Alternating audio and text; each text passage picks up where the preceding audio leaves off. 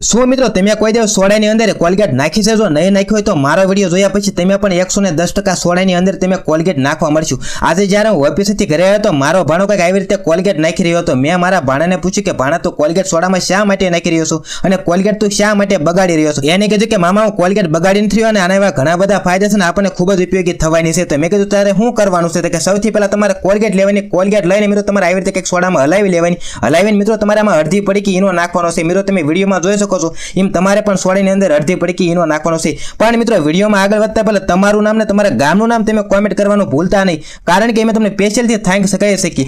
પાછળના વિડીયોનો થેન્ક્સ અલ્પેશભાઈને સુરતથી, નીતાબેનને કચ્છથી, પ્રકાશભાઈને અંકલેશ્વરથી, પ્રવીણભાઈને આણંદથી, ચેતનાબેનને ભરૂચથી, રાધાબેનને કેન્યાથી, ગોપાલભાઈને સુરતથી, કાજલબેનને અમદાવાદથી, ધીરુભાઈને કુવાડવરથી, સંજયભાઈને ગેમલપુરથી અને અર્ચનાબેનને રાજકોટથી. તો મિત્રો તમારું પણ કંઈક આવી રીતે વિડીયોમાં નામ આવી શકે છે, એટલે તમે કોમેન્ટ કરવાનું તમે ભૂલતા નહીં. તો મિત્રો તમે જોઈ શકો છો આવી રીતે ઈનો અને મિત્રો કોલગેટ નાખીને પછી મિત્રો તમારે આને શું કરવાનું, પછી મિત્રો તમારે આમાં ટોયલેટ બાથરૂમમાં આને નાખી દેવાનું છે.